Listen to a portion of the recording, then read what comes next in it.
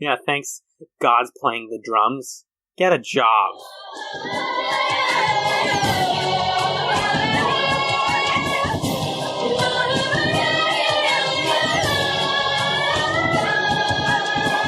Welcome to ScapeChatz episode 14. I'm Alan and I'm here with Magellan.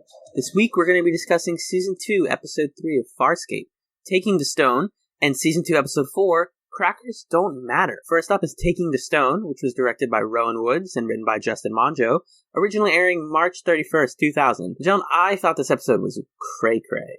You did, huh? I did. Also, hi, how are you doing? I'm good, how are you doing? So good. So good. I also thought it was a bit cray-cray, but honestly, when stacked up against the second episode we watched, it's kind of hard to give anything that descriptor. Yeah, they're both really heavy episodes, but I feel like we're leaning towards a Farscape that is more experimental than it's been so far, and I can appreciate that in a big way. I definitely thought I was going insane. Yes. For sure, while I was watching both of these episodes.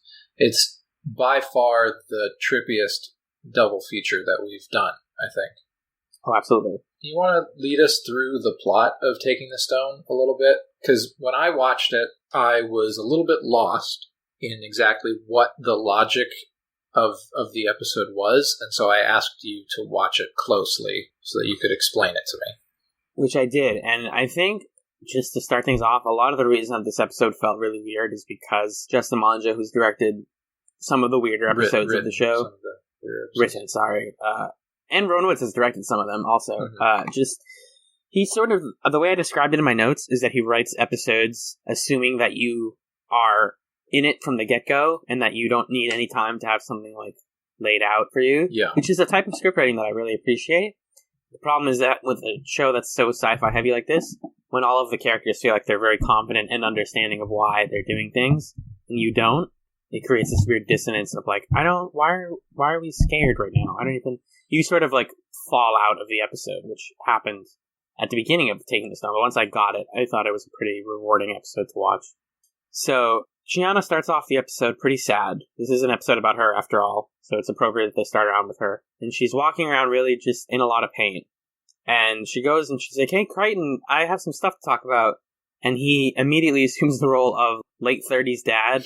And he's essentially just like, "Oh, go ask your mother. I'm playing with my tools." Because he's... Oh, excuse the thunderstorm outside. I don't think that's picking up, but it's loud over here. Hey, cool it. Thanks. Sorry. Yeah, thanks. God's playing the drums. Get a job. Sorry. Yeah, so he's trying to fix some things, and he's like, "Oh, I don't really... Whatever, I'm not in the mood to talk right now. I'm busy." And she's like, "Oh, okay. I guess I'll just be sad somewhere else." And like anyone else who's really sad, she goes to a room and she cuts her stomach open. Right, yeah. And out pops a delicious red lollipop. I actually wrote that she pulled out a red yo-yo. I was trying to figure out what it looked like, and it does look like a yo-yo. You're right. Yes. I was more bothered by the fact that she didn't bleed at all. Did she not at all? No, not really. Later on, the other characters mentioned, like, "We found this in a room covered in Chiana's blood." That was Dargo talking. I don't know if Dargo said it. I could tell. I thought that was Zahn, actually. Yeah, that's my Zahn impression. So the other characters mentioned that she was bleeding, but in that scene, it's a very clean cut, and she digs like straight into her insides and pulls this thing out, and there's no blood. But it's like the least violent way of cutting into your own stomach. It's just one clean cut, pull the thing out, and then there's no blood. Like it's very sanitized, weirdly. Yeah. So that was a little weird, because, like, this device, can we talk about what it does, what the point is of it? Yes. So the idea behind this device, which they explain after we come back from the opening credits, is that you can get it... Does it have a name? I don't remember if it does or not. Like, it's like a life ring or something stupid like that. It's got the word life in it, for sure. Yeah. Life disc, maybe? Life disc, that's right.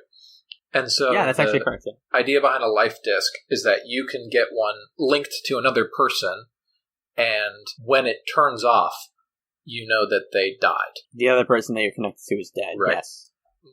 I wonder why you would have that inside of yourself like that. I got the implication that it was something that you either do because you want to keep like tabs on your family, like, oh, we're on opposite sides of the universe and we want to know how we're doing, seems a little strange, or it's one of those put into your stomach when you're young and you're linked with someone sort of like by fate, because a lot of this episode is about like accepting. I wasn't necessarily questioning the logic of having one at all, but just the idea of like, if the point of it is to keep you notified if somebody dies, then how are you going to know when it happens if you have to like cut your guts open to check? I think what's happening is the reason she's in pain and when she goes to Crichton and she's sad is because she feels it stopped working. Okay, sure. And then she's like, I got to cut it to check on it. And then she checks on it and there's no light. And she's like, well, my partner's dead. All right. Well, yeah, I thought it was a cool idea and definitely a nice way to get us into an episode and like give us this setup of her brother died without ever having to introduce a brother character. But I just thought it was a little weird that she had to like cut her stomach open to see it. But yeah. Right, it just seems like an odd dramatic device. Like, why not put it around your wrist or something? Or there's other ways to do that. Anyway, but point is, it turns out that it's her brother, which you find out a little later, and so she leaves Moya. She says, "Screw you guys, I'm out of here." She takes Aaron's prowler and leaves. Aaron finds out and gets really mad, and so then Zahn and Dargo find the disc and they say, "Oh, there's Chiana's blood on it. This must be the situation." And so we get we were talking about this last week, the weirdest trio of people to go investigate an issue, which is Aaron, Crichton, and Rigel. Right. Like, why would they bring Rigel at all? And that's the thing that bummed me out was when we started this episode, I was like, ooh, we're going to get some, like, Rigel doing some investigative stuff. And he leaves after, like, 2 minutes. Yeah. That would have been really interesting to see him involved in the A-plot of this episode, dealing with the sort of themes of suicide. Like, what would Rigel have to say about that? But instead, they just sent him back to the ship to have just a dumb subplot. Like a really dumb subplot to himself. And it's also bummer because I was over the moon with how great he was in the second episode. Yeah. When he got the opportunity to be weird with everyone else. But in this episode, he just kind of, it felt like a missed opportunity. Yeah, I agree. Before we leave what do you call it? A cold open? Is that? Okay. Yeah, that's what I call it. Before we leave the cold open, I just had a couple other things I wanted to bring up. She smashes a DRD, which isn't important, but I feel like we don't talk enough about the DRDs. I love them. They're so cute. They're cute little dudes. Are they like sentient, or what's their deal? Well, remember the episode where they find out that Moya's pregnant and they talk to her via one of them? Right. I think they're just like her. It's the equivalent of like her having feelers that she uses to go around her body and explore. So are they herself. Are they controlled by Moya? Yeah, I think so. Yes. Okay, because I know that's why whenever can, interface with them and tell them to go places, but I wasn't sure if they were directly linked to Moya or not. I think, that's because whenever something weird goes on the ship, one of the first ways that they usually determine something weird is like, the DRDs are acting up. So I think there is a direct correlation between, Moya's state of mind and their state of functioning. So I think she controls them. All right. I was shocked by the fact that she smashed one, and then I had to think about it because I wasn't sure if that actually was a bad thing or not. If it's like smashing a lamp or if it's like smashing a dog. Oh wow, yeah. I mean, I think it's smashing a lamp because they also seem infinitely replenishable. Yeah, that's true. Which is, I guess, makes sense if they're organic, the way that Moya is. Rigel called Earth Erp. Yep. Because Crichton was, I forget what Crichton was telling him. I watched this episode last night and I already forget what Crichton was saying to him, but he's like, yeah, we're from Earth. And he's like, oh, Erp. And you're like, first of all, okay. This is just a weird series of misunderstandings, and there's some good translator microbe stuff that I'm excited to hear about from you. Yeah, thank you. In these episodes. That was that moment was actually my translator microbe moment of the episode. Was the Earth thing? Because here's a question: how do the microbes deal with mispronunciations? You asked this before. Then. Have I asked this before? Something like this. In what episode? I don't remember. Have you been paying attention? No, I don't. It's not like I edit. Right. Because what if you even mispronounce a word normally? Like, you know how you can say, like, oh man, I really enjoyed that hot dog. But then you could say, I really enjoyed that hot dog. Yeah, because then you're getting into accents. Well, you're getting into accents, but let's say I say hot dog instead of hot dog. How does it translate that? I think that Rigel didn't even know I think he didn't even hear that as a word. This is different. that is him saying a word from another language that he would hear as Earth because he doesn't have a word for it, and he's misremembering it. That's fine. That's like you're mispronouncing a word from another language here on Earth that you didn't know. Like, instead of saying "c'est la vie," you say like "c'est la vie" or like "che la vie" or something. Yeah. And that's just bad French. But I'm saying, like, let's say you're speaking in English and you have translator microbes and they have translator microbes, and you say, "I really enjoyed that salmon," and they would know what salmon is, but they wouldn't know what salmon is. Anyway, it's not a worthwhile question. But yeah, it's a difficult question. I guess I'll keep that in mind when I think about stuff like this. I loved the concept of a royal cemetery planet. Yeah, dude. Again, meanwhile, this time on a Metallica album cover. Right. I'm starting to really be into that, like, establishing shot where it hints at so much about the world, and the idea that this planet is just like a leftover. It's like a garbage planet, but it's like a it's a cemetery planet. It's a place where we just leave the dead, and specifically a royal cemetery planet. Right. And so there's just a bunch of teens that stay here and do drugs all the time, which is what people do in cemeteries. So, like, it kind of works in terms of my easy Earth metaphors.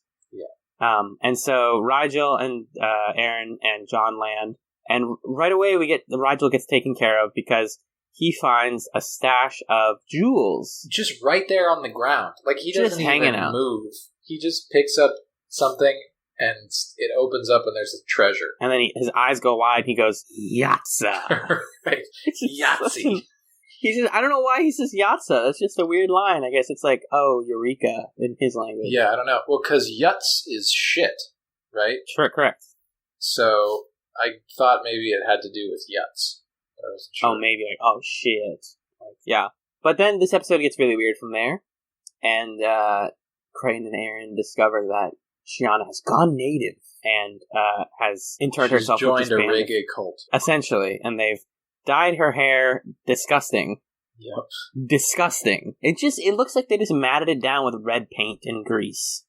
She just took like a tomato bath or something. And then rubbed her fingers through it and tried to make it stand up. But yeah, that's basically it. Which is weird because I was saying to you... It looks like she stepped out of the shower mid-shampooing. Oh, that's good. And she had red hair dye. That's actually that's a perfect version of it. But what I thought was funny was Crichton's early 2000s spiky hair is getting larger and larger every week. And so I was saying oh, maybe either he was inspired by this or she was inspired by him to do that.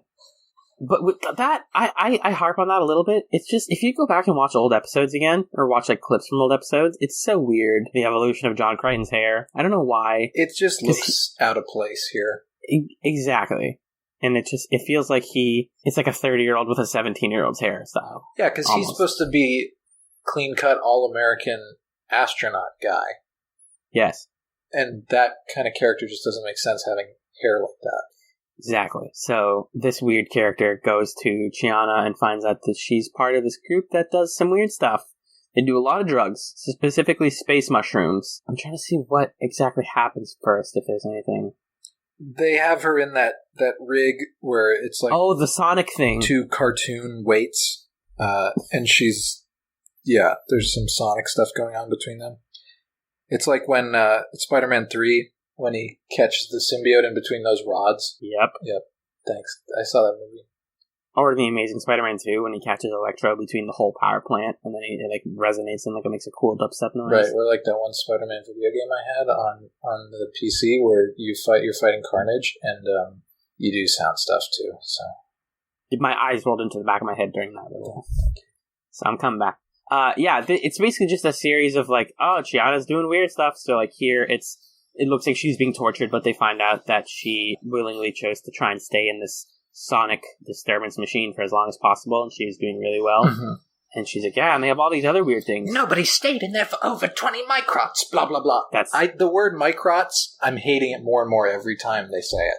I don't know why, it just bothers me. They're so comfortable with it. There's a scene later, I think way later in this episode maybe, where I was just laughing at the fact that Crichton is so bought into their time things now.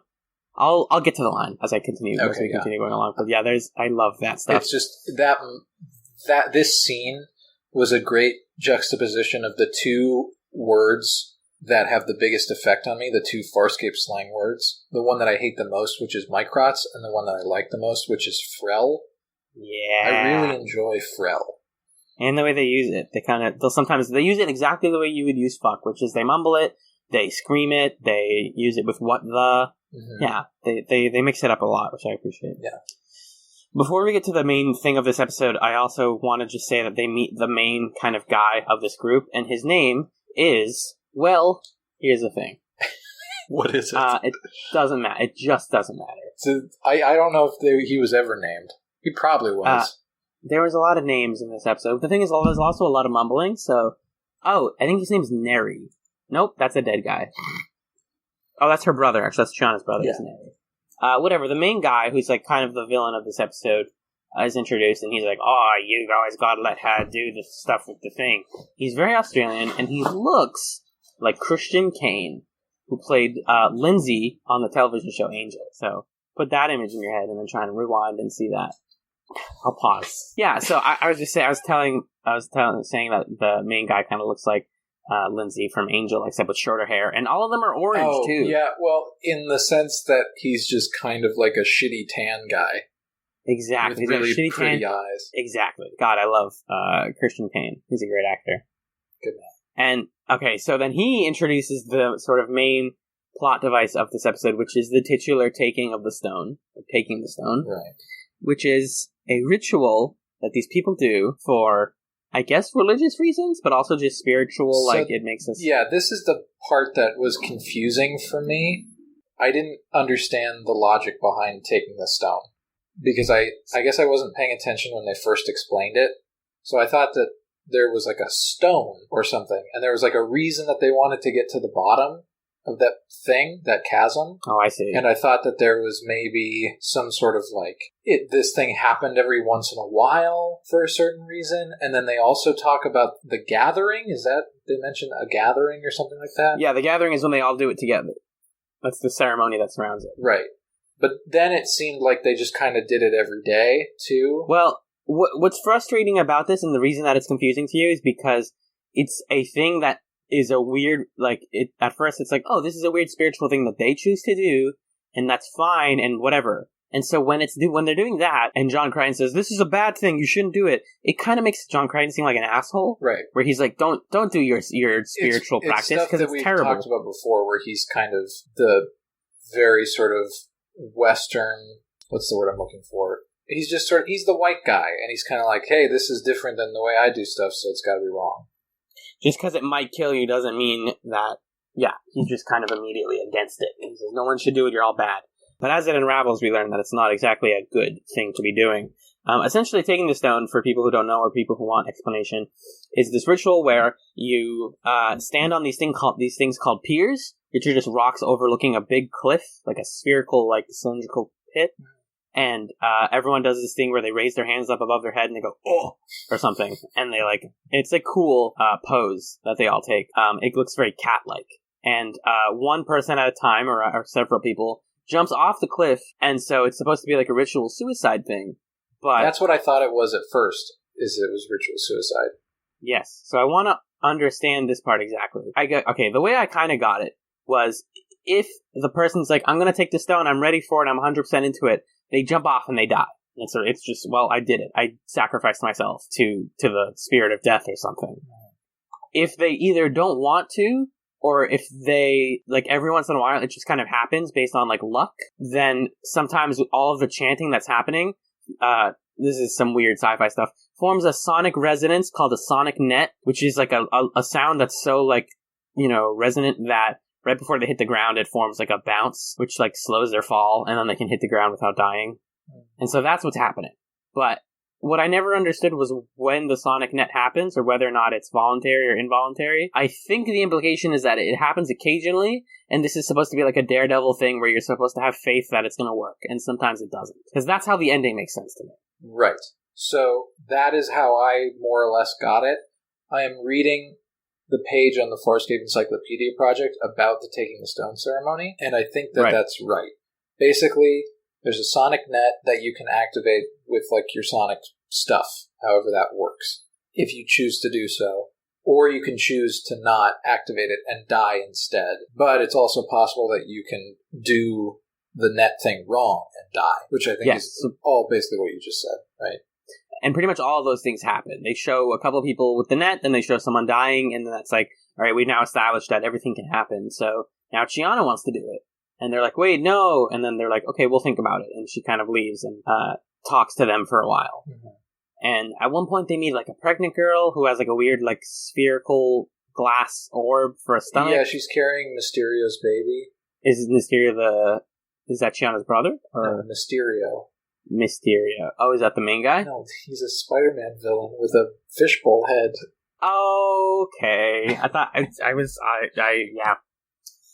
That's actually true. That's canon. That's headcanon. Yeah. She has a baby, and I don't know what the point of her was. She's just kind of the exposition. Yeah, I didn't either. Her like boyfriend just jumped off and died. Yeah. In this first. They're like, aren't you super bummed out? And she's like, it's fine. He was going to go. Yeah, when we see taking the stone for the first time, a group of people jump off and they survive. You're supposed to think at first that they're going to die and then they survive. And it's like, whoa, that's cool. And then this guy jumps off and it's like, oh, is he going to survive too? And then, no, he died. And I was never really clear on if he fucked up or if he did it on purpose. I think we eventually find out he died on purpose, right? Right. There are some people that die on purpose, correct. Anyway, and so she's like, well, he died, it happens, everybody dies. And then there's also a scene where she's like drinking and pregnant at the same time, and it upsets John Crichton a lot. But then I think she's gone after that. I think there might be one more scene with her at the very end where they're like, you guys gotta stop doing this because we found out that it's not like a smart thing to do and it's bad. And she's like, no, it's good, like it's fine. She's around a lot for them to just kind of to tell them that things are going fine, even though they're not. Oh, yeah. Moving right along, I said that this episode felt very Mad Max-esque in terms of crazy society of homicidal people. Yeah. You should watch Mad Max Fury Road. If you're Is that the one where it's like, what's the movie where it's like, Warriors? That's The Warriors. That's The Warriors. That's the vibe I got when we first saw these dudes on the planet when Chiana first goes down. It was like, oh, it's a weird, like Mad Max or like post-apocalyptic Warriors kind of thing. Well, The Warriors is only okay. You and I need to watch The Warriors together at some point. Okay, I haven't seen it. Because I adore that movie and I kind of want to watch it with someone who hasn't seen it. Because if I were just like, you should watch it, then probably a lot of its weirdness would go over your head. Okay. But that's neither here nor there. What is here is that I was just saying this is very Mad Max because there's a culture, there's like a group of people in the Fury Road that like worship the idea of that they worship chrome and chrome wheels. So there's like a mountain of chrome steering wheels, and they're like, yay, we get to all be drivers, and we're going to drive our way into Valhalla. And they kind of are crazy, paint themselves white, paint their mouths white with chrome paint, all sorts of stuff. It's super cool. So that was the kind of vibe I got, which I guess makes sense because these are both Australian things. Sure.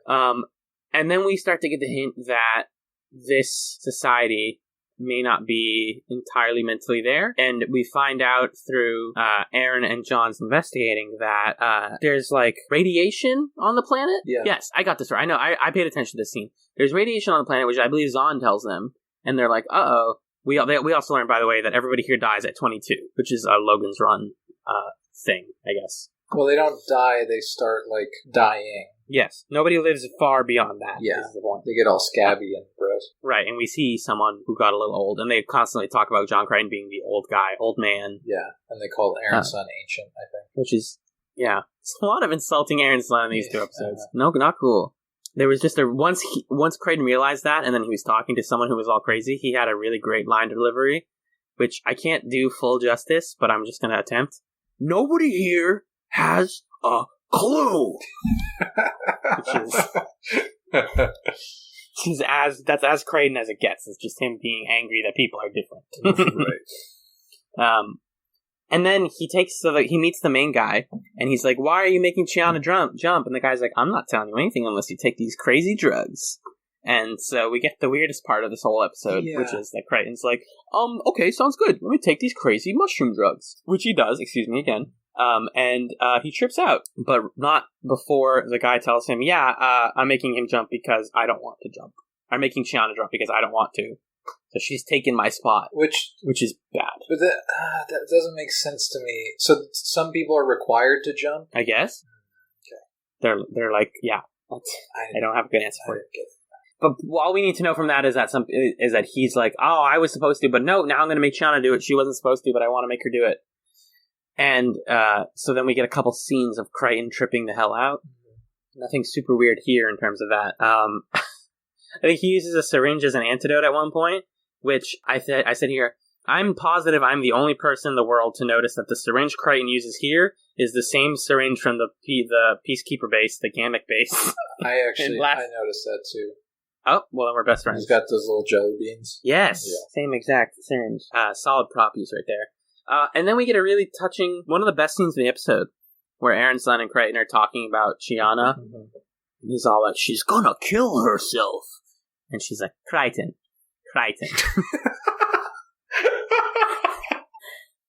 I can't. Nope, I'm not doing that. No, please. You need to understand. Chiana, if she's going to die, she's going to do it either way. See, it doesn't... That's not bad. No, that's good. It's good. That's my Claudia Black. It's very... You have to grit your teeth and go just like light Australian. Yeah. Like just... Yeah, I'm Claudia Black. Crichton. She says, yeah, basically, if you don't let Chiana kill herself now, she's in a bad enough mental place that she will do it somehow, somewhere, eventually. Which is just a really elegant way to understand people with, like, mental health problems. Right. Is like, if you tell them, no, don't kill yourself, it's such a bad idea, let me take the knife away from you, then you're not helping. You're just, sort of making them feel bad for doing it for trying it once. Yeah, you're sort of treating the immediate situation, but you're not really delving any deeper. Precisely. So he then says that really great line where he's like, when did you get so sensitive? And she's like, I've experienced loss. And they're like, oh, well, but then Aaron's son. And what is he? He says the same thing back to her. Well, he says, I've also experienced loss? Yeah. No, he does. He says, when did you get so insightful? She says, I understand loss. And he says, that's what it is. So do I. Yes. Which is kind of right there. It's a wonderful encapsulation of both sides of the argument.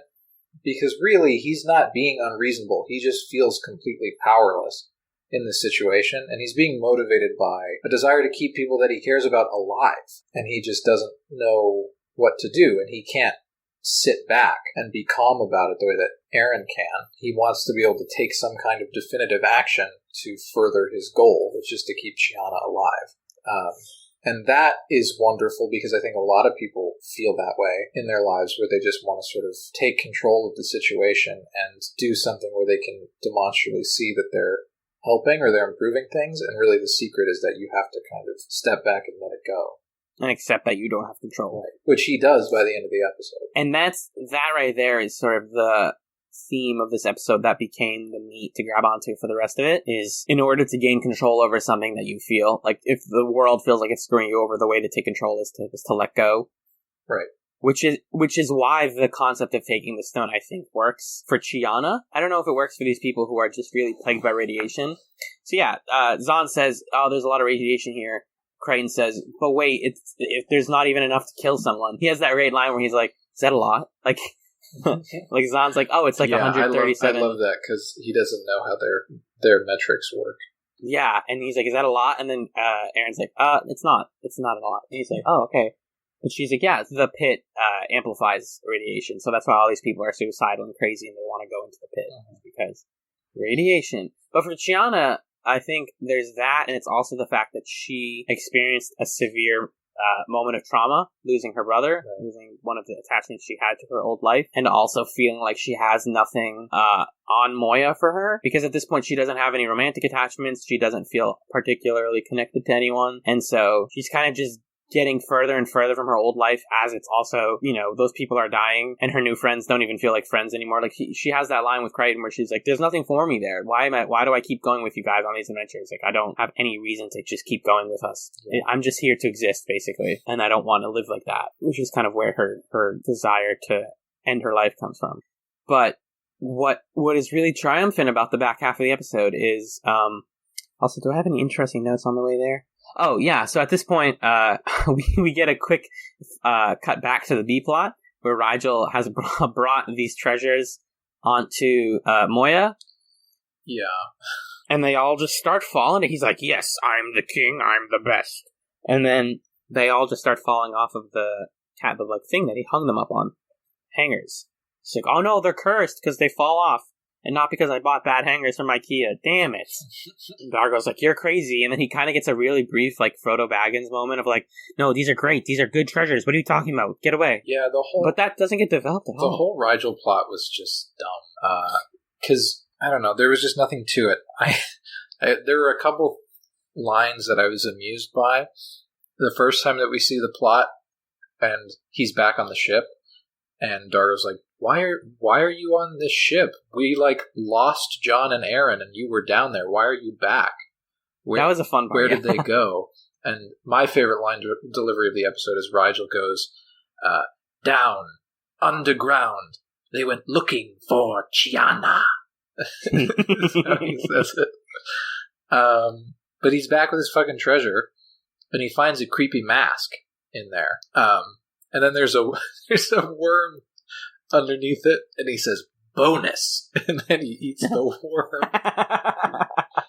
Which was great. Yeah. So that's great. And then this plot, by the way, you called it a B plot, but honestly, it's taking up the real estate of a C plot. We spend a lot of time with this Chiana thing.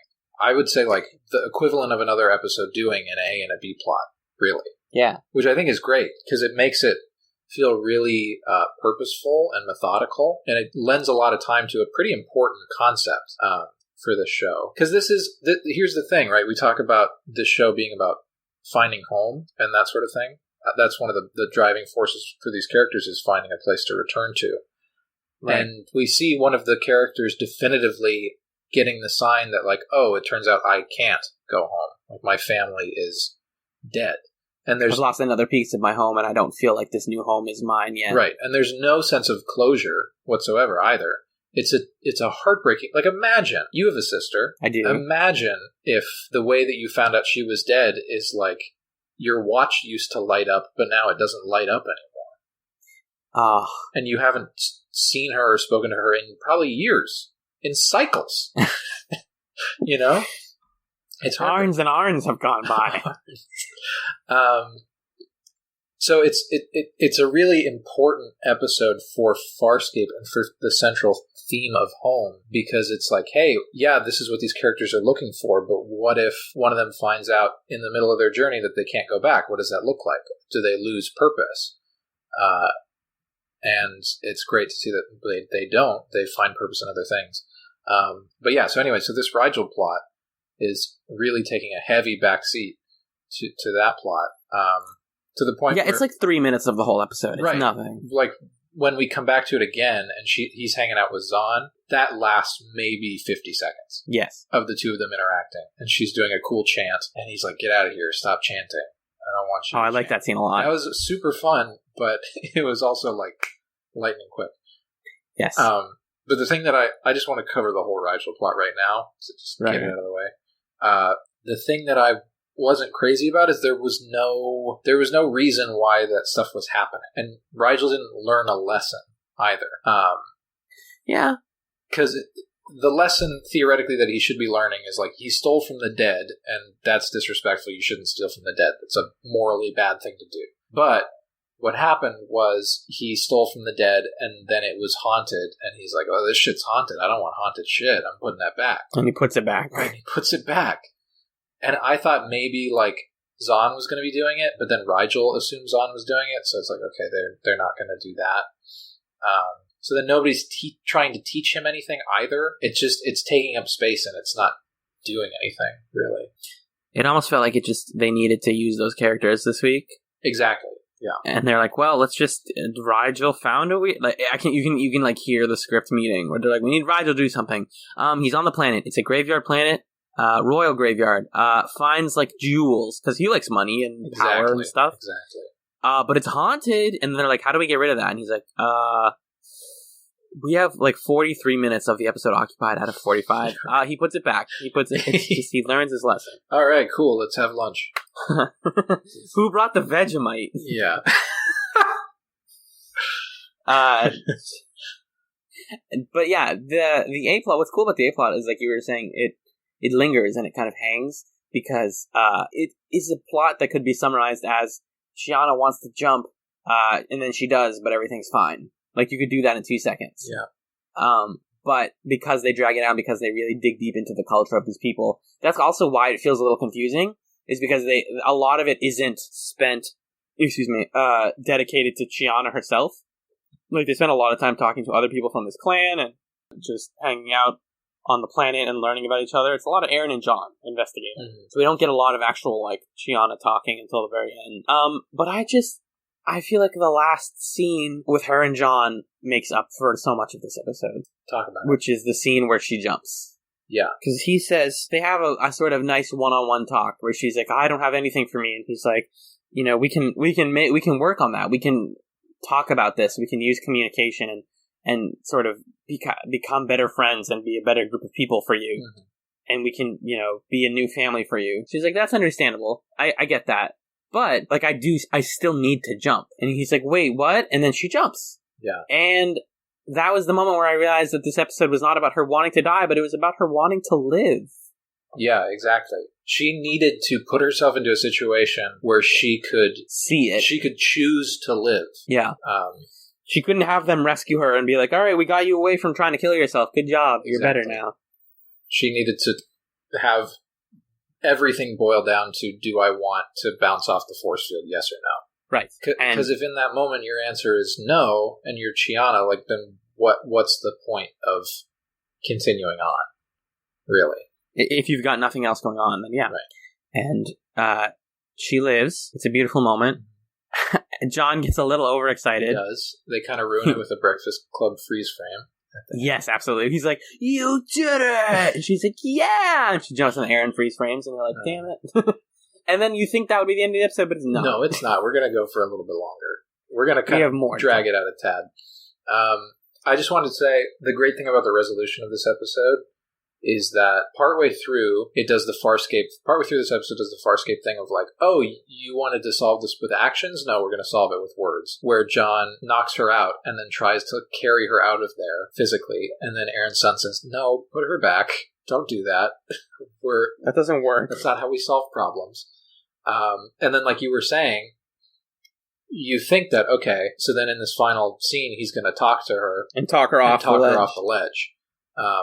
But really, sometimes you can't, there's nothing that you can say to fix something. You just kind of have to let go and let it happen. So it's kind of, it's an inversion or a subversion of even the normal way that Farscape solves problems as a show. Yeah, and so that happens, and I got a little misty-eyed, and then Chiana buries her brother's life disc, and, I forgot to mention, the scene before Crichton and Chiana have their little heart-to-heart is where my favorite a couple lines of the episode also were. It's where they're all using measurements of time. And Aaron's like, it's been 3 arns. And then John's like, just give me a few more microts, okay? It's like, wow, it doesn't even, like, hesitate for you anymore. Those are the words you use now. But, yeah, she buries the disc, and then Crichton asks Aaron if he seems a bit crazy lately, which is a good moment of clarity for Crichton, who's been acting crazy for a long time. Yep. Rigel puts the stuff back. Crichton talks to Chiana. And then, there's that great line, because they're all talking about, like, age and stuff. And she's like, you should have tried doing the jump thing. It's super cool. He's like, I'm a little too old for that. And it's like, dun-dun-dun, and then the episode ends. Yeah. Just straight up shout out to Gigi Edgley for wrecking it this episode. She's the best character on the show. Who said that? Me? It was me. I disagree with that, but I think she was amazing in this episode. And I also think that most of the time, the people in the weird cult, even though we kind of don't really understand their motivations or exactly how their society functions, they had really cool characterizations to them as well. Yeah, absolutely. There were times when they had very teenager lines that bothered me, like, we're just going to, it's fun to do these mushrooms, man. And it's like, don't do that. But then, like at the beginning when we first see them and they're talking in sort of weird, broken up, semi-poetic speech, and they're kind of shifting around and being all ethereal, that was really cool. So I think environmentally this was a very cool episode. And the pit also was well lit, and we get to see it in a couple different contexts. Weird CGI shots of it. There were some weird CGI shots, for sure. But the pit as in when you're up on the piers or whatever the stone overlooks are called. Yes. there's like flashes of yellow lightning from time to time that make it look pretty cool. It's a very cool set. Yeah. And then the secret best part of this episode is the running thread of John and Aaron, I think. Yeah. Like, every interaction they have is wonderful. And it has that intimacy to it that we've come to really appreciate from John and Aaron. That sort of the intimacy that we saw in the pilot of this, in the first episode of this season, in that last scene where, they're hanging out in Pilot's area and she's like, can people change for the better, basically. So it's great to see that Aaron's son has become the sort of philosophical thorn in John Crichton's side in these episodes, where she's the one posing the tough questions to him and being the voice of reason. Because you would think, the way that the show initially set it up and set these characters up, is John Crichton's the one who's like, hey, Aaron, you can be more than a soldier. You can be like a smart lady. And now she's being a smart lady. And he's like, can you stop? Can you not do that, please? I'm trying to have very simple views of what's going on here. So they have some great dialogue exchanges, like the sort of, I understand loss, so do I moment. There's a moment where Aaron is going off to talk to Chiana. John says, be nice. She says, I'm not good at nice. And he says, okay, well, just don't shoot her. Yeah. That was a fantastic line. There are a couple others that I wrote down. We have, at one point he says, when she's telling him to put Chiana back after he knocks her out, he says, Aaron, what is wrong with you? You're the pinup girl for frontal assault. And then a great translator microbes line. He says, well, let's get her on the dog and bone. And she pauses for a second and says, whatever that means, Crichton. Yes. Which I didn't I wrote that line even down. know what that meant. It's just some weird idiom. But yeah, they were my favorite part. And then she gives him shit at the end of the episode for taking mushrooms in the middle of an important day. Like, oh, did you really need to take mushrooms? And he's like, I guess not. Yes.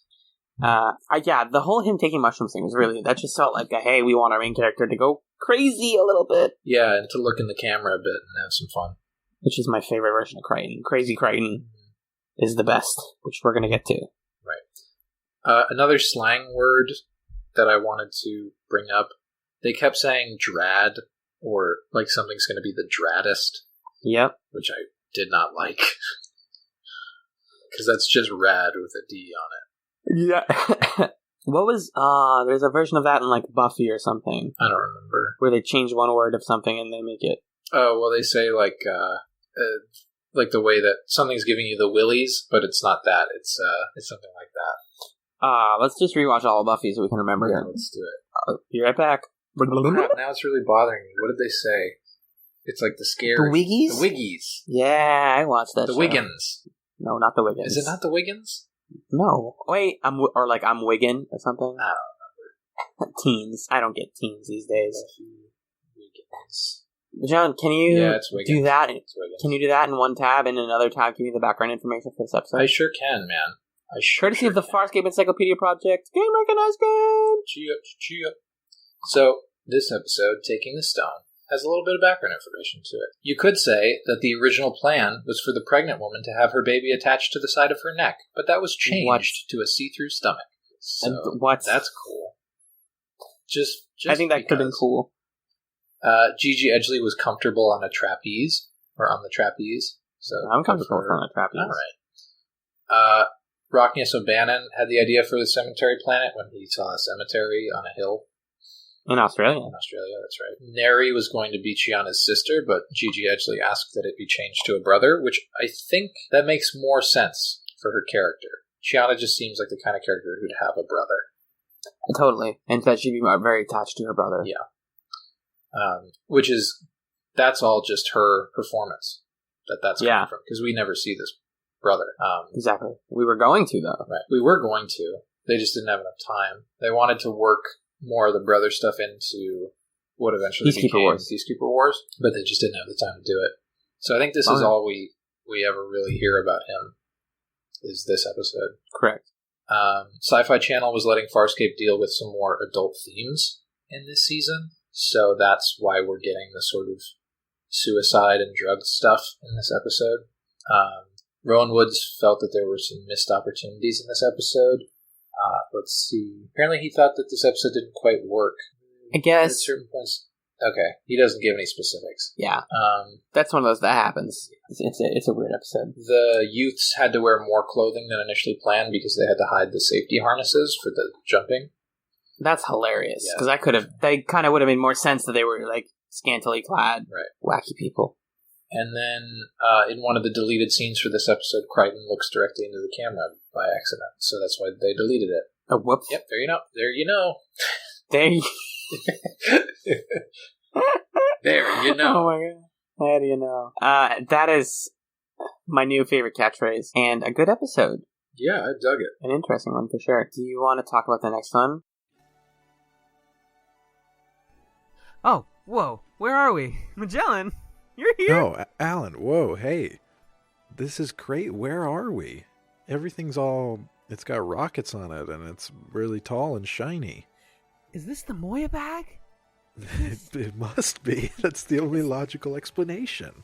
I'll consult the computer later, but I think for now what we need to do is we need to Beep, read beep, these boop, boop, boop, boop, boop, feedback. boop. Hold on, I'm consulting the computer now. Hello there. Hello, oh, computer. hey, computer. What's up? What would you like to know? Where are we, computer? Yeah, where are we? That's a good question. You are in the Moyabag and the future. But that's impossible. We traveled through time? I guess. Yeah. Computer, you seem to have a malfunction in your speech capabilities. I think we're going to have to shut you down for now. Hey, man, whatever do. Well, the computer's asleep, so I think it's time for us to hop right into these delicious pieces of feedback that we got on the last couple episodes. Yum, yum, yum. Yum, yum, yum. Fill me up with some feedback. Thank you, ScapeChatz listeners. The feedback. Magellan, you're here. You haven't been on a Moyabag in a hot while. How you been? No, I haven't. I've been questing in the foothills of Tanzania for this new microphone. It sounds so good. What microphone is it? Just to tell people things. Well, let me tell you, it's the Rode Podcaster. It's for podcasters. Like me and you. Like me. Okay. Rode is an Australian company, and this is an Australian show. Oh, that's appropriate. Appropriate. Anyways, we got a lot of feedback this week, so let's jump right into it. Let's do it. So, we got a few tweets. Well, I guess we'll start with the tweets, huh? Yeah, You sure. can tweet at us at ScapeChatz on Twitter. Correct. And we got a few corrections and pieces of info from at Old As Your Omens. Is that how you say that? Correct. Frequent commenter and lovely human being. Fantastic commenter. First correction here is on our pronunciations of some writers and directors for Farscape. So it's not Guy Gross, it's Guy Gross. Gross. I don't know. It's spelled Graws as a phonetic help. Right. And instead of Tony Tilsa, which we thought, it's just Tony Tills. Wonderful. Yeah, because we got a couple of people that got us on that. Apparently that's just a thing that you learn from listening to the commentary on the show. So Guy Gross is the composer of the show, and Tony Tills is is one of the directors. So thank you, Old As Your Romans, and other people who corrected us on that. We love to be corrected. Yeah, so if you're looking for us to implement those pronunciation changes, we will eventually. Yeah, just once the show catches up to the future paradox, it'll work out really nice. Yeah, so now we know. So if we get those ones wrong in any episode before season 3, oh well. If we get other ones wrong, feel free to shoot that our way and let us know. Thank you. Also, Old As Your Omens said, wait, is that a church's line? Is that what that is? That's Old As something. Ooh, I'll look that up. I feel like you might be right. Old As Your Omens, if you're a Churches fan, you're also extremely cool. Yeah, Old As Your Omens, let us know where your name comes from. Anyway, they also said that taking the stone is some classic teenager camp, which is true. Very, very true. That is a campy, angsty episode. I never thought of it as teenager camp, though. That's kind of a cute way to look at it. So which parts of these are the actual tweet, and which parts are just info. So the Guy Gross, the pronunciation stuff was a tweet. The taking the stone thing was a separate tweet. And then the thing that I'm about to read is a memo that was just like a notepad file that they sent on their phone to me, or to us. That was like a long block of text. Perfect. Also, yeah, apparently, according to Google, the Old As Your Omens is a line from The Mother We Share, one of the best churches songs. Hey, so, nailed it. Hey, you're very cool. And I'm going to try and see churches this summer. So, fangirling. Anyways, we also, like we mentioned, we got a memo from Old As Your Omens that basically just says, this is a couple of like bullet points about the show. We're going to learn about that Letterman jacket that Crichton has at some point. Zahn didn't. I like a lot of this feedback is about like Old As Your Omens watched the like stuff with the commentary and learned a lot about how the show was produced. So she mentioned that Zahn did an ear kiss and mind the baby because her makeup would smudge, which is cute. And also the reason that they did a ton of ADR is because it was so hot in the set that they filmed the rest of the show in, and so they had to put a bunch of fans on everyone to keep them cool, especially Lonnie and Claudia Black, which is cute. They have a lot of hair. Awesome. Yeah. At Angela Scrangela also tweeted at us. They said that they're loving the show and that we don't just criticize it. And we also got a correction on the Guy Gross situation. And I guess we were confused last episode what ADR stood for. Correct. It stands for Additional Dialogue Recording. Thank you, Angela. So there you go. Thank you for that one. As always, we put up a Reddit thread every episode where people can talk about us and about the episode. And Reddit user Maridi, who I mentioned, I think either last week or a couple weeks ago, I misunderstood that I thought they were a new viewer of the show, but it turns out they watched it before and they're a big fan. They had a bunch of comments about Mind the Baby and Talon being Moya's offspring and why they're mad. Because this was a lot of like, we were confused why the characters were mad at each other. What was the other thing in here? Oh, this is the part that made me really happy. Also, Alan, you have no problem in saying gaping vaginas, but you can't say penis in the podcast? Since you said vaginas and then referred to them as gaping, please say penis at least once, preferably by describing it as throbbing. Side note, John's characterization is interesting considering recent and future events. Maridi, I love a delicious throbbing penis. Thank you. Penis. Big throbbing, gigantic Penis. Penis. I don't know if I've said vagina, but vagina. There you go. With the new mic, too. Oh, that's tasty. Vagina. Oof. Penis. I don't know why I feel weird about anatomical words on podcasts. It took me a while to get used to swearing, too, so I'm clearly was raised in a Christian household, if you can't tell. Our next two Reddit comments are both from Reddit user Blue Blaze Spear, which sounds like a fighting game franchise or something. Yep. The first is on episode 11, which was our coverage of the last two episodes of season 1, which were whatever they were called. The plant one and the last one. Yes. The last one was Family Ties. I don't remember what the plant one was called. It was Bone to be Wild. That's the one. Yeah. So these comments are a little long, but I'll try to summarize, and you can find them on the respective Reddit threads. With regards to episode 11, Blue Blaze Spear said that Pilot's area of the ship is known as Pilot's Den, and I guess we kind of fumbled over trying to name that. I don't know where that's from, so if you have a source for why it's called Pilot's Den, or if somebody called it that in an episode, I'd love to hear it. I believe it, but that's something that I wonder if it's like the characters call it that, or if it was in some supplementary material, and whoever the author was had to figure out a name for that place. Also, Rigel as a Hynerian is aquatic, which was established in IET. That's cool. I didn't pick up on that. So the whole waterboarding thing that Krace did to Rigel was even less threatening. And it was already kind of weird because it was a puppet. And it's like, we don't believe that this puppet's really drowning. Totally. Let's see what else. Blue Blaze Spear shared our confusion about why Dargo was with John on the suicide run in the transport pod at the end of that episode. And the closest answer they have I'll just read this. The closest answer I ever got was that the timing of the mixture of the explosives meant that someone had to be doing it while the pod was flying toward the Gamek base, while someone had to fly the pod, because this was a specific instance where it probably wasn't wise to put it in the hands of autopilot. But even that answer is only partially satisfying. So I guess that makes sense. One person has to fly, one person has to set off the explosives. I don't know that we saw that happen in the episode, but that's fine enough for me to buy it. Just even the thinnest justification for why they're in the pod together, because I think we get a lot of great material out of that scene, but just a little bit of explanation. Yep. And then a little comment here about the cliffhanger, and the last paragraph here is talking about the concept of that huge cliffhanger at the end of season 1 with John and Dargo floating out in space. What's going to happen to these guys? Everybody's scattered to the winds, and it seems very bleak. Which we just finished season 2, and let me tell you, we didn't know bleak from bleak.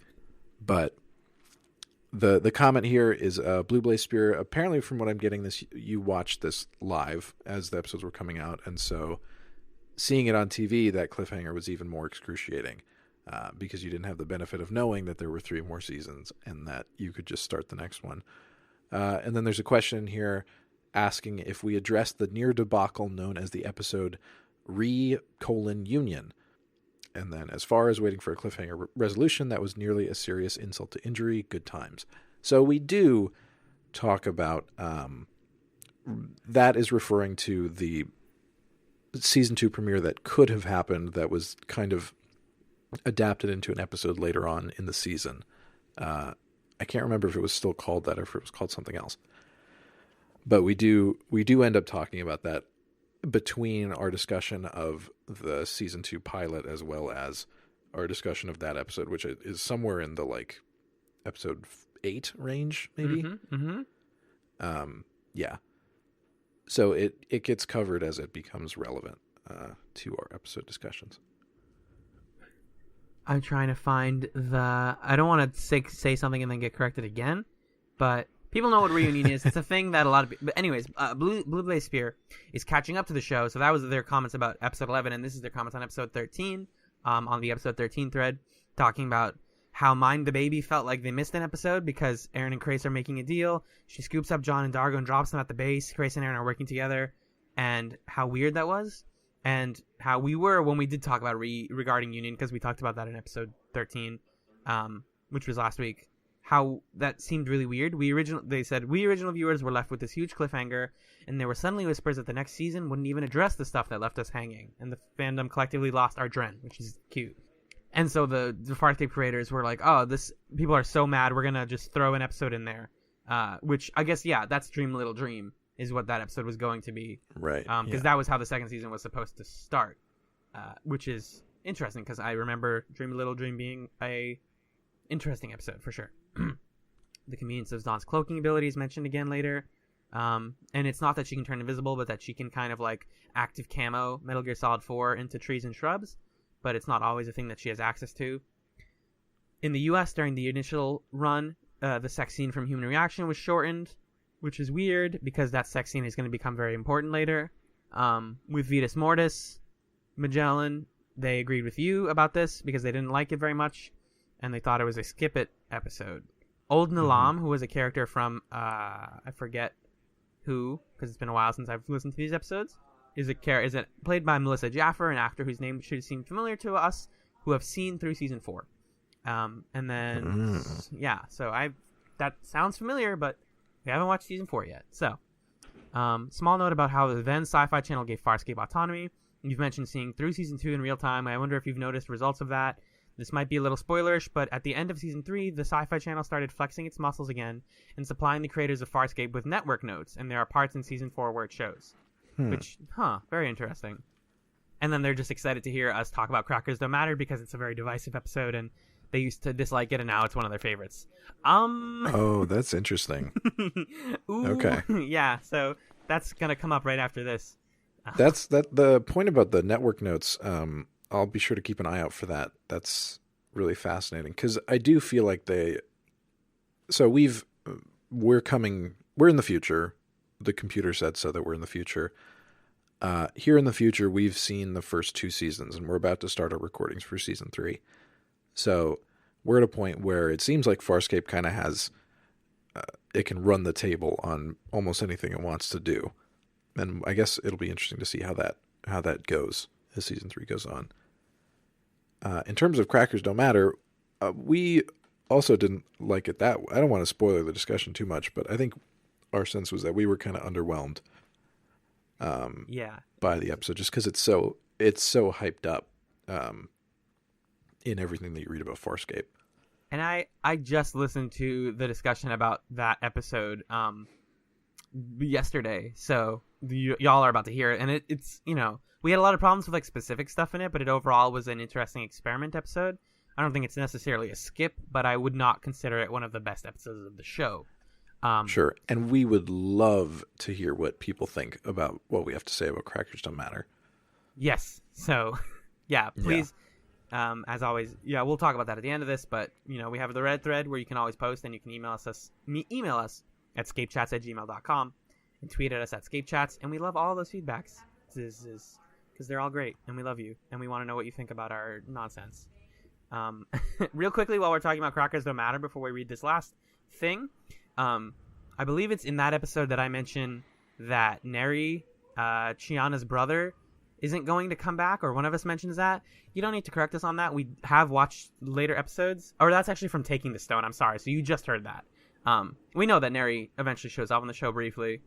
So, whoopsie. We misspoke. We misspeak all the time. For example, right there. It's great. I might cut that out. Anyways, don't go cut ahead, that. Magellan. What are you doing? Our final piece of feedback this week in the Moyabag comes from Reddit user Fine, it's not getting Roombot. cut. They're going to listen to the raw time travel magic. Shush, I'm reading. From Reddit user Roombot on episode 13. And Roombot says, haha, think this was the best episode of ScapeChatz yet. Really enjoyed this one, and it sounded like you two had a great time recording it as well. Yeah, we did. Thank you so much. That's just a little positive feedback.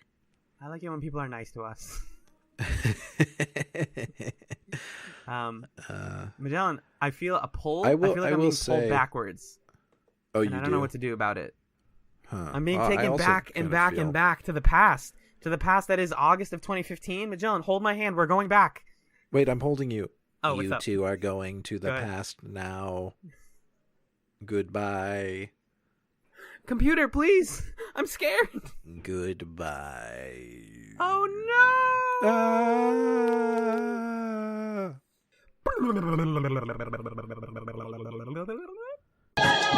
We're back. What? Oh my god! Wow! We have another episode to discuss, though. We can't leave just yet. No, not just yet. I know, but Magellan, I want to go watch more episodes and play video games. I know you do, but first we have to talk about Crackers Don't Matter. What? You mean the episode that was the 5th one of the season? No, I mean the 4th one. Oh, well, that's crazy. Yeah. Yeah. It was written Season by 2, Justin episode 4. Maggio and directed by Ian Watson. Is that his name? Yes. Good, I did it from memory. Really? Yeah, actually. When did it air? Tell me. Well, if I had listened to the date that you said for the other one, I could just add 7 days and I would know. April 7th. There we go. Oh, did we mention that we got a new thing added to our personal soundboard that we will again link to in the episode description? What did we get added to it? That was not loud enough. There we go. Good. So if you're ever like, oh, Dargo was all weird, he was all like, that was wacky. Great. That's from last week. Yes. For people who are playing at home. Don't play at home. Just listen. Just listen. We're talking about Farscape. What do you think about Crackers Don't Matter? Oh Did it turn out that they did? God, no. It turned out they did not matter. And this episode is balls crazy. It's bononkers. I loved it. It's wackadoo. Whoa. Look at you stealing my vocabulary, and I appreciate it. Sorry. No, I like it. I want you to. Spread the word, man. Spread the good word. Wackadoo. Sir, have you heard the good word of wackadoo? Well, no, I have not. Wackadoo. Well, sir, let me tell you, wackadoo. Oh, that's a good word. Oh, sorry, you had more. Yes. I made this whole sales pitch about wackadoo. But if you're going to use it, I mean, go. You're good. Cool, great. Anyway, so Crackers Don't Matter. I'm just going to smooth us into the plot because that ends pretty quickly. and then we can talk. Smother this in like a hot cup of Jiffy peanut butter with crackers. I'll be right back. I'm going to go get some peanut butter and crackers. No, crackers don't matter. Anyway, so we start off. I guess you're right. We're in Moya, as we usually are, and I think the first thing we see is John talking to Chiana, and she got a lot of crackers. Yeah, what? So she like went on a supplies run? Yeah, and just got crackers. That's like, I live in a college dorm room and I don't know how food works. Exactly. And I know how money works. But I'm glad they cleared that up right out of the gate. I wrote down, okay, so the word crackers here refers to the fact that they have a fuck ton of crackers. So that's good. And not it's good the fact that they're worried about white people. Right, which was a possibility. That would have worried me. Crichton, like 60 Minutes. Does he talk about 60 Minutes? Yeah. That's cool that he liked that. Do they have TV in Farscape? Because they have those little like holographic announcement things, kind of like a Star Wars situation. I think it is like a Star Wars thing where they don't have TVs, but they can like send transmissions. That seems like a weird gap in space development. Well, I think it's important that the crew of the Moya doesn't have access to like culture because they have to feel isolated and they have to feel like they're by themselves. Right, but now I'm talking even just about Star Wars. Like they don't have TV, which seems easy. What I'm saying is we're doing a Star Wars podcast. ScapeChatz. Oh, I do it. So, I would do it. Zahn is talking about this guy, Troutix, which sounds like a brand of crackers. I said that it sounded like an antidepressant for lizards. But it works for both. Is your Komodo dragon getting down? Get him some Troutix. And then it's like a black and white lizard, but then it lights up and there's flowers around him and stuff. There's like all sorts of colors. Yeah. No, Troutix. Who's Troutix, Magellan? He's not a lizard at all. He's in fact a weird guy with no eyes and a CPAP machine. That's who Troutix is.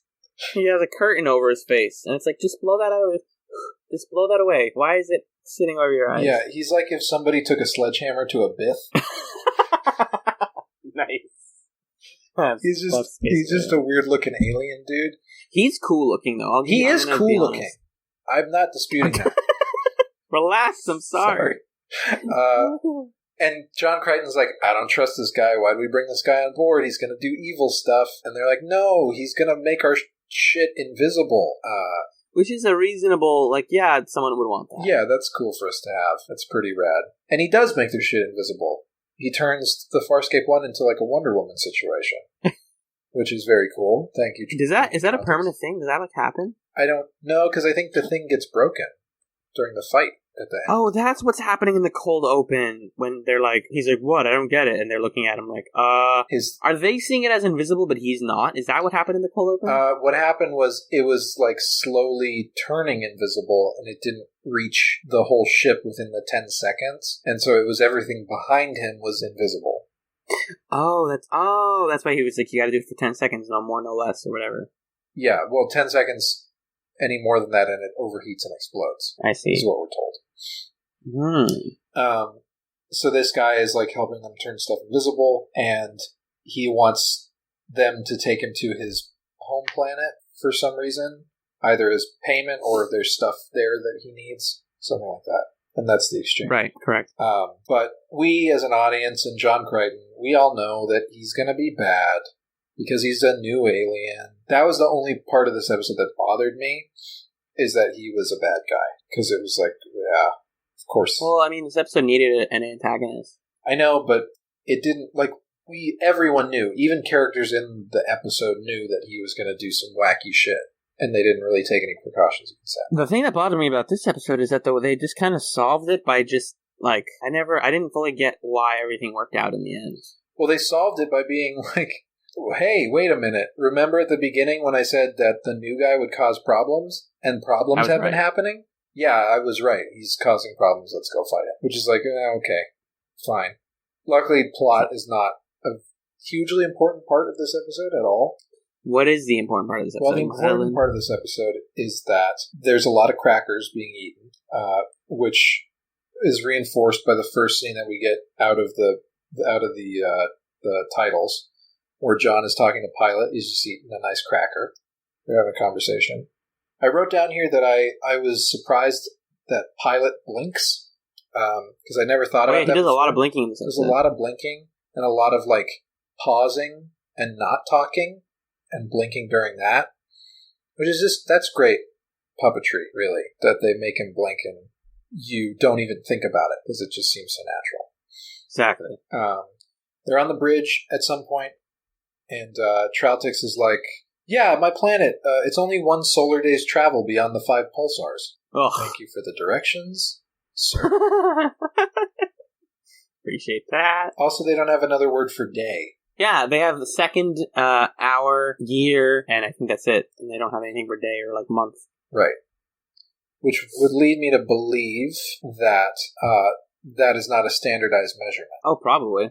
Because the only way that microts and cycles make sense is that it is a standard measurement that's different from seconds and years. And arns are different from hours. Because otherwise John would hear them as hour and second and year. Yeah, I also just thought maybe they don't use the concept of a day because they're in space. And so well, but they say solar day. Other way you could say it, I guess, is like it's a concept that translates, whereas microts and cycles are more arbitrary demarcations of time. Oh, right. So you can say solar day in like any language, and it's going to translate because we also measure our days based on the sun. Yes. But like cycles, it gets into the situation of, well, we measure years by one planet's rotation around the sun, and that is not a revolution around the sun, and that is not nearly going to be standard across multiple planets. Anyway, whatever. This is the minutia of Farscape lingo. So he's saying, hey, there are these pulsars. Lesser beings are going to get affected by the pulsar light in a weird way, but don't stress about it. You guys are really smart. It's not going to happen to you. Oh, by the way, what's Zahn doing? She's being weird. I'm just having an orgasm. It's cool. Just having a lot of orgasms. I'm going to keep doing that all episode. Thank you. Part of me likes that, and part of me thinks the best part of all of Zahn's plot was when, at the very end, sorry to just be jumping around a little bit, but when Chiana's like, so what were you up to? And she's like, oh, I was having fun.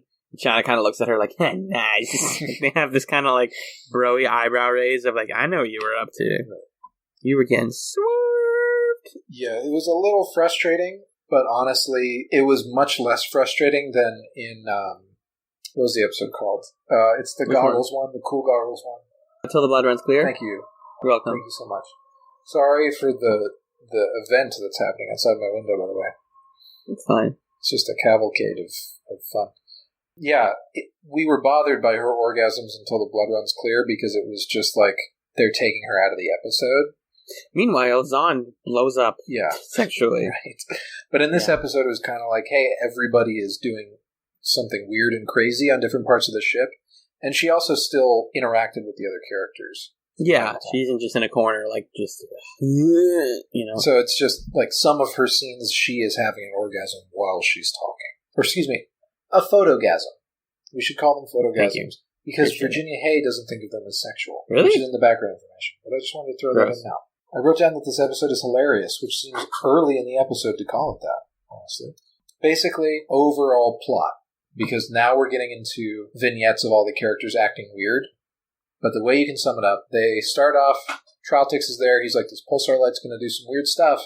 And they're all like, weird stuff, we're smart, we're not going to get weird. Then everyone gets weird. Well, and there you go. Starts to really distrust each other. I love the gradual descent. Right.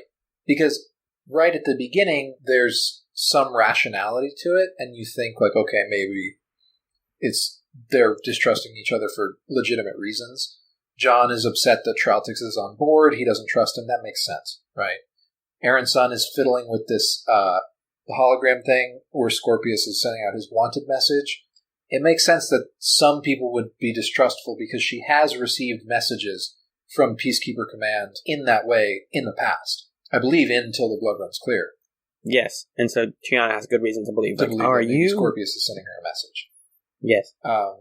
We as an audience don't necessarily buy that because it's like we did that plot last season, but Chiana wasn't there, so it makes sense that she would be bothered by it. Sure. Then things start to get more and more irrational. Characters start to suspect that other characters are in cahoots against them for some reason. They start forming weird alliances. Yeah, just all the teams. Lots of good Whedon's test in this episode. And we'll dig into it in a second. I just want to cover the big plot.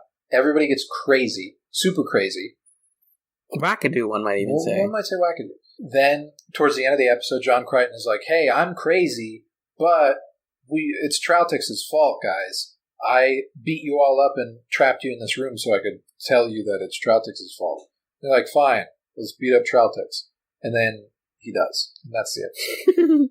And then at the end, they all feel bad for saying mean stuff to each other. And they apologize for like 10 minutes. And Troutix's plan is he wants to activate Moya's bioluminescence for some reason.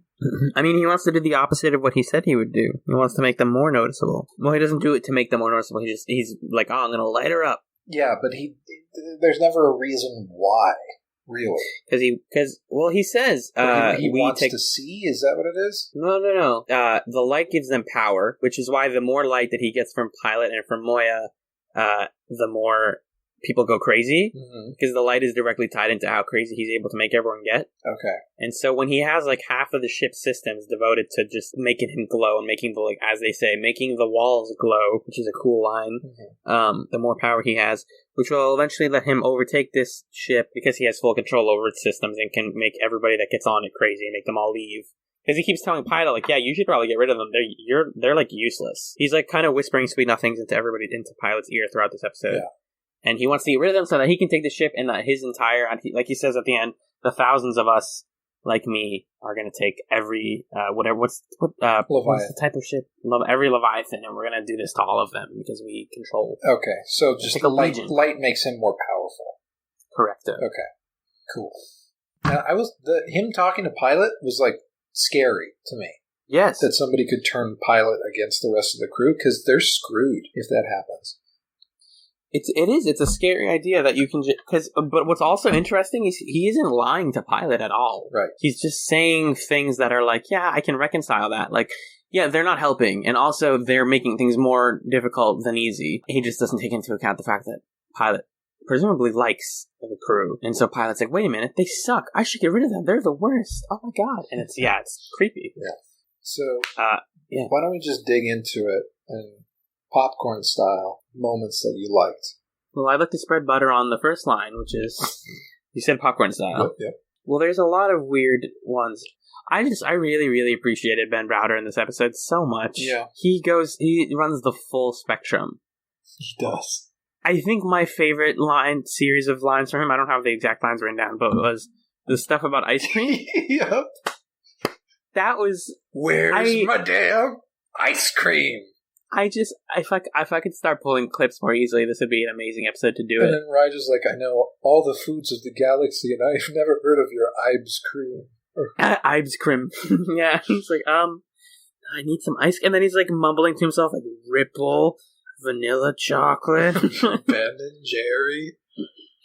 Yeah, oh my god. That was great. Was that just him? Was that just him, like, yelling at the crew, being like, I want this? He's just being crazy.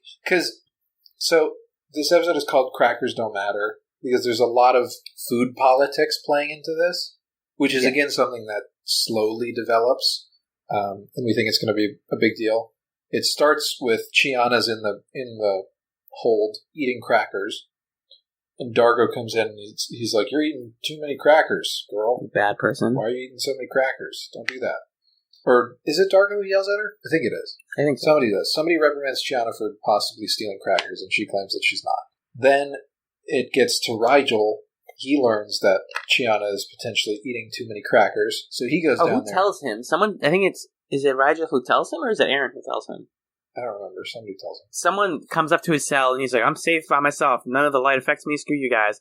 And they're like, yeah, but all the food's going to be gone. I think John might tell him. Yeah. Is what it is. And because John's trying to, like, start stuff. Yeah. Start talking. So Rigel goes down there to eat some crackers. Then Dargo walks in. And he's pissed. Because he's like, Rigel, you're stealing food. And that's bad. And then the scene happens. Very, very cool scene where Dargo pins my god, yeah. Rigel down to the table and force feeds him crackers to the point of nearly killing him. Legitimately creepy. Yeah, but also really funny. Well, what also makes it funny is that, Magellan, you found a video this week. Oh, yeah. You found the Farscape blooper reel. Yep. Which is just a 2-3-part series on YouTube? 2-part. Yeah, of just, like, bloopers from, I don't know, some like, DVD collection. And one of the funniest bloopers is just the different takes that Anthony Simcoe took to shove crackers down this puppet's mouth. And for most of them, he's just cussing and just like, it's all bleeped out, but he's just freaking out. And the actual on-screen version of it is like crazy. It's just very tightly shot, and he's like, eat him, and you're like, oh my god, he's gonna kill Rigel. This is the end. This is also, most unsettling part of that blooper reel is hearing Anthony Simcoe's real voice, because there's one part where Ben Browder cracks up in the middle of Dargo talking. He's like, I was doing some real acting. Americans, they're terrible. It's like, oh my! You're like, no, Anthony Simcoe, no, you're not that. That's not you. And then I watched a bit of an interview of him, and he's just a really awkward-looking, tall, blonde guy. Isn't he bald? No, he's blonde. Oh yeah, this might have been post-show or something. Yeah. Anyway, so yeah, he almost kills Rigel, and if it was a living character, it would have been scary. But the fact that he's a little puppet and he's getting crackers shoved in his face is scary, but also goofy. Yeah. Right. So that stuff is going on, and then Aaron and Rigel team up to secure some crackers, basically. Yes. Aaron gets Rigel to team up with her, and that's when John Crichton walks in, and they have that ice cream exchange. Any other bits that you were fond of? The ladies got into a lot of fights. Oh, yeah? I'm trying to remember specifically. Aaron and Chiana. Was that one? Is that a combination that happened, I think? I think so. Yeah, that's just a lot of... there's the scene where Aaron is, like, playing with the recording, and Chiana's like, let me see it. That's a funny scene, actually. And John's like, he comes in as the big, tough mediator guy. He's like, what's going on here? And she's like, she won't let me watch it. There must be something sketchy on there. And then Aaron's son's like, I got nothing on here. There's nothing weird. And he's like, all right, well, then play it. And then she's like about to. Everything's about to be fine. But then Chiana's like, wait a minute. Why do you want me to listen to it? You're like, there's no solving things. And that's the first, I think one of the early instances where it's like, okay, this episode is going to get irrational. Yes. And then we get that's where a lot of the politics begin to break out in the early episode where John and Aaron are kind of on the same side. And then Dargo and Chiana team up eventually in there. And Dargo's convinced that John and Aaron are colluding and trying to get off the ship, or they're trying to get the peacekeepers to come to the ship, which doesn't make any sense because Scorpius only wants John and doesn't care about the rest of them. So why would John Crichton want Scorpius to find them, right? But they're being irrational and crazy, and so they're convinced that Zahn is an agent of John and Aaron's, and so Dargo does his tongue thing to knock her out, and then John comes in and confronts them and talks about something, and then he leaves. And Zahn is like there on the floor unconscious. And Chiana's like, you didn't care about Zahn. And Dargo's like, hold on. I can make sense of this. And then she kind of runs away. And that's great because Dargo and Chiana get to have this weird... Bonnie and Clyde. Yeah, that's a good way to put it. Bonnie and Clyde thing, where they're kind of sexy buds. You and me against the world kind of thing. So that's a cool dynamic for the two of them to have. Coolest dynamic of the episode, though? No, not at all. No. I'm saying, do you want to know what the coolest dynamic of the episode was? I do. I hope yours is different from mine, but I doubt it is. No, mine's probably different. Oh, yeah? What's your favorite dynamic? John and Scorpius? No, yeah. What are you talking about? That, of course. Talk about it. You want me to talk about it? Yes, because I know you liked it a lot. Basically, we get to a point in the episode where John stumbles across the beacon that Aaron was toying with, the Scorpius beacon. Yes. And then it's hitched. It's repeating the same thing over and over again. And then he starts talking to it. And then Scorpius steps out of it, and now he's seemingly corporeal. And for the rest of again, the descent into madness is... For the rest of the episode, John Crichton is talking to Scorpius. And Scorpius is trying to convince him to kill people, and so that they can go to the beach together. There's a point where he has a Hawaiian shirt, and he has my favorite line of the whole episode. Yep. Where do you have it exactly? Yep, he says, "Kill her, then we'll have pizza and margarita shooters." And then John Crichton's response is, "Nobody has margaritas with pizza." And then he shoots the fake Scorpius. It's so good. Yeah. That's like one of those clips that you can take out of context and be like, look how weird this show gets. That dynamic reinforces the idea that this is just The Shining. There's a lot of The Shining going on in this episode. Oh, absolutely. Yeah.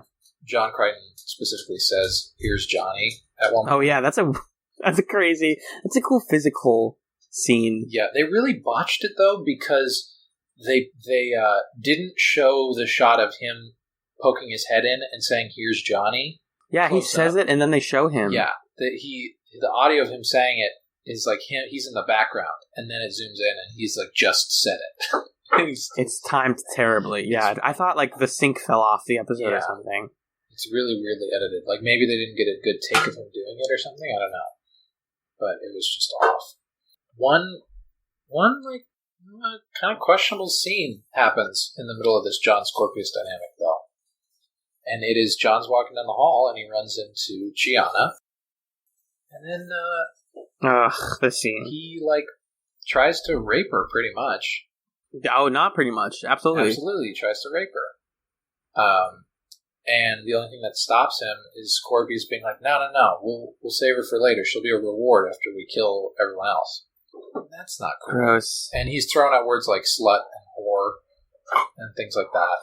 It got way too real. The whole episode is like wacky and fun, and even when it's like cartoon violence, like the Crackers stud thing, it feels like, okay, this is violent and insane, but like madness with purpose. This just felt like madness to an nth degree, because we already have like established that the relationship between the two of them is weird, and we've also established that this craziness is making people sometimes say things that they do mean, but that they wouldn't normally say. So it like adds a weird, uncomfortable dimension to like what's going on. Yeah, exactly.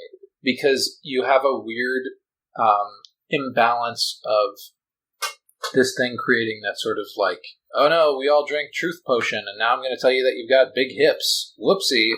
And then on the other side, it's like, I'm being possessed by a demon that tells my real sexual fantasies, and I want to pin you against a wall and rape you. And it's like, ooh, okay.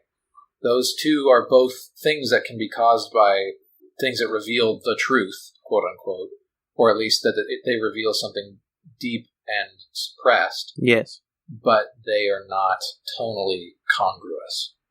It's just that was the scene where I was like, whoa, cool it. And then, I mean, to be fair, it like comes, the other implication is that Scorpius, like, he's being influenced by like the crazy guy in his head, but that doesn't fix anything. No, it doesn't. It's just a weird scene. And it was also accentuated by just the previous episode and them kind of establishing this paternal relationship between John and Chiana to some extent.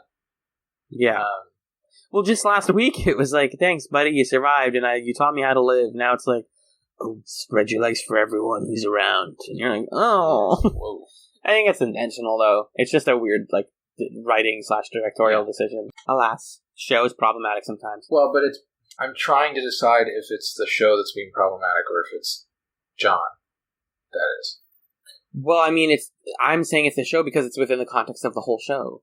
I'm not saying the show is like making it a point. I'm just saying it's saying, hey, one of our characters, when, like, you know, released of his inhibitions and made a little bit crazy, says some very shitty, misogynist, villainous things almost to another character. Right, but then that's not the show being problematic. Yeah, it's just, you're saying it's John Crichton being problematic. Yeah. I guess, yeah, you can have a character that's shitty and not. That doesn't mean that the show is saying something shitty. Yeah, I guess you're right. Anyway, that scene was off-putting in an episode where... And in a show that is so good with that stuff, usually. Right. Yeah, just a bummer. Moving on, though.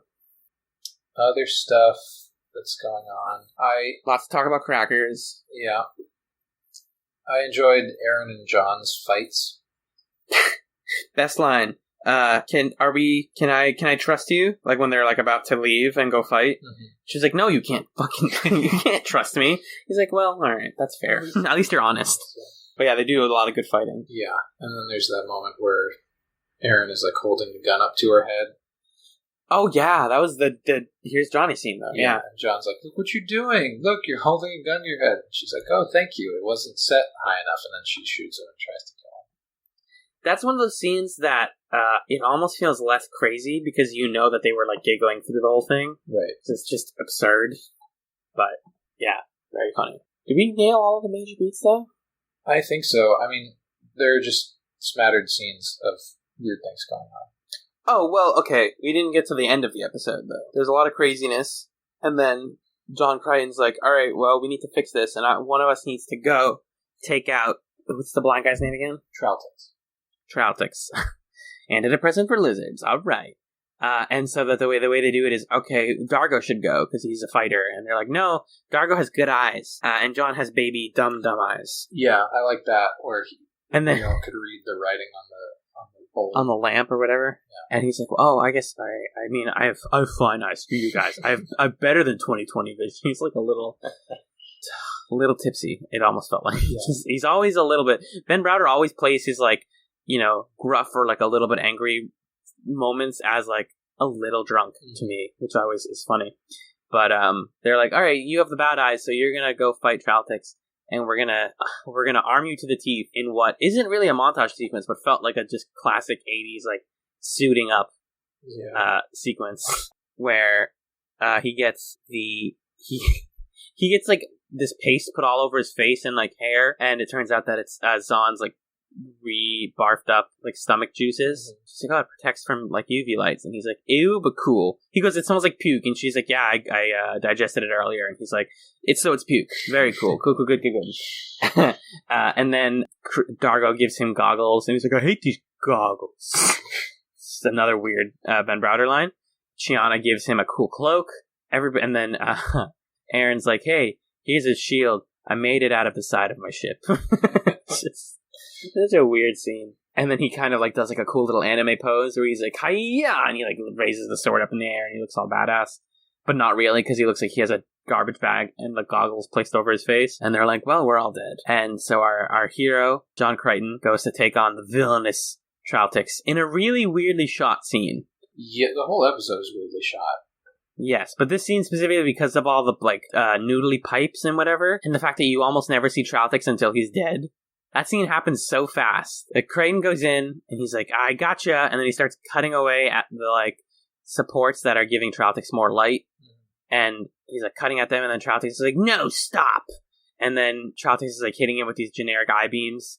It's like something out of the X-Men, and he blocks all of them, and then, how does he knock him down? Does he just, like, bounce light back at him? He knocks him off of that weird hole.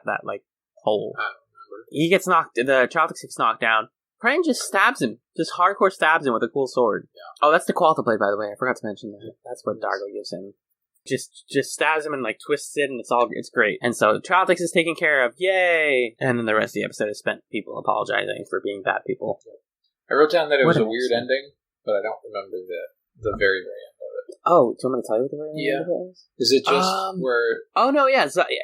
Crichton's like, hey, Zahn's the only person left in the room. And he's like, can I take back all the stuff that we all said? And she's like, I don't know. Right. That's probably why it was weird. Because we have... All the characters are kind of apologizing to each other. So you have Dargo trying to apologize to Rigel for killing him. And Dargo's like, do you accept my apology or whatever? And Rigel's like, no, not yet. Which is kind of nice that he's at least going to forgive Dargo eventually. But he's obviously upset that he showed up to them. Aaron and John share a nice moment of near wordlessness where they're like, oh, hey, you know that I didn't. Yeah, I know. Me neither. Okay, cool. See ya. Yeah, just an odd episode. I think part of what was odd about that ending is that a lot of them saying bad stuff to each other was presented as pretty comical, and it was also, there wasn't anything revelatory to it. The sort of the stuff that they said, like what John said that Aaron had a flat butt. Yeah, that's not anything. I think, yeah, I would hesitate to call it a skippable episode because there's so much fun acting in it, but yeah, nothing comes out of it other than we all feel bad.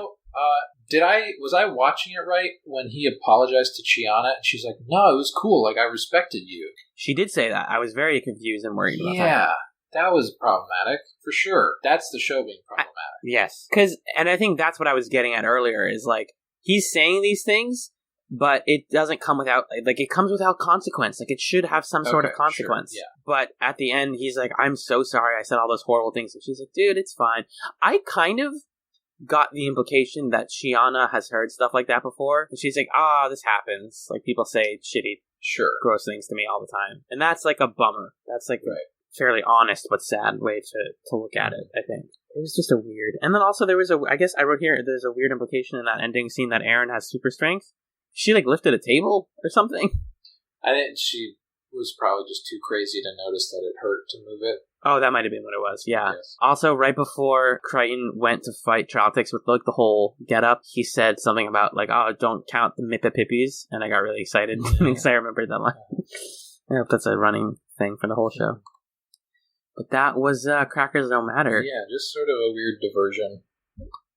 Definitely. Speaking of diversions, can you give me a weird diversion and tell me about the background information for this episode, please?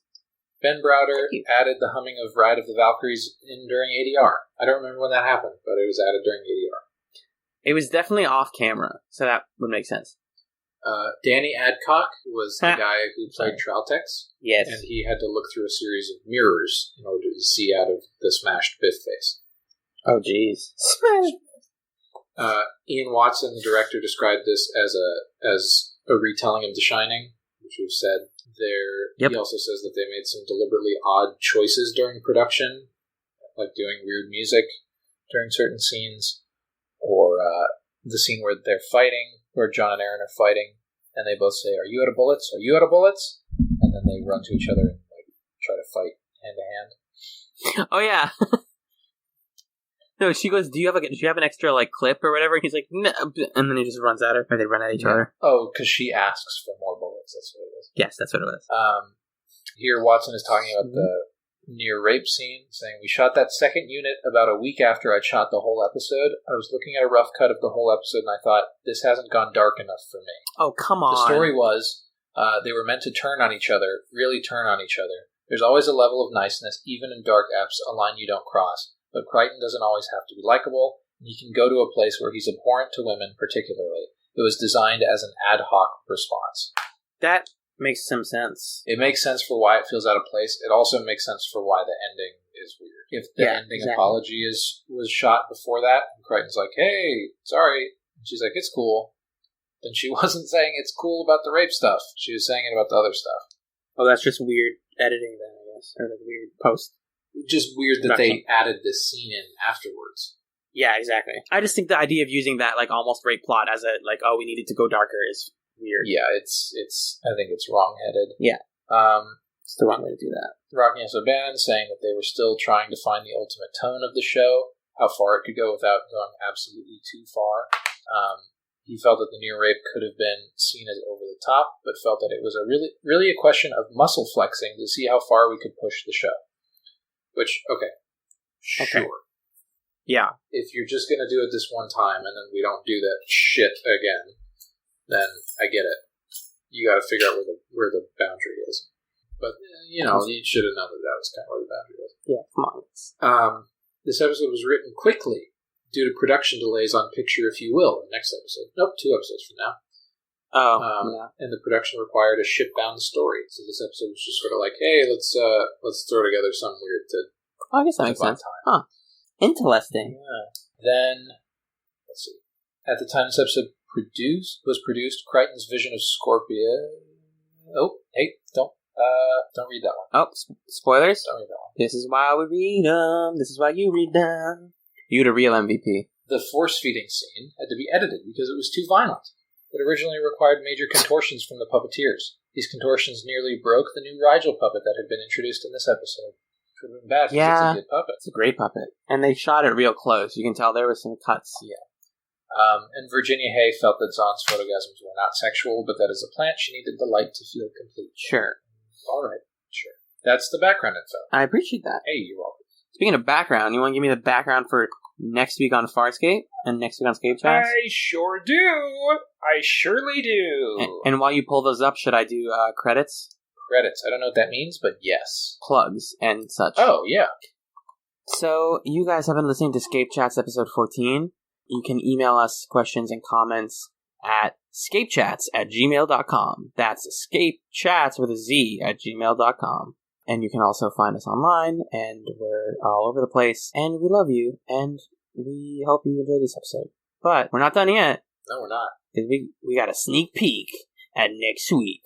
Now, let me just say, we're watching 2 episodes next week. We are. The second one, I have never heard anything about. The first one, I've heard, is one of the best, if not the best, single episodes of Farscape ever. That's a lot of hype. It's a lot of hype, but, a lot of people say it's really good, so we'll see.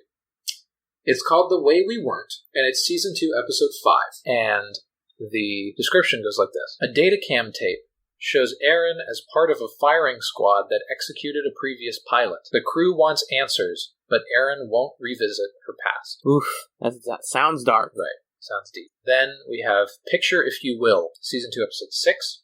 Chiana returns to Moya with a fortune-telling portrait. The picture foretells the deaths of each of the crew, and one by one, they start to die off. What?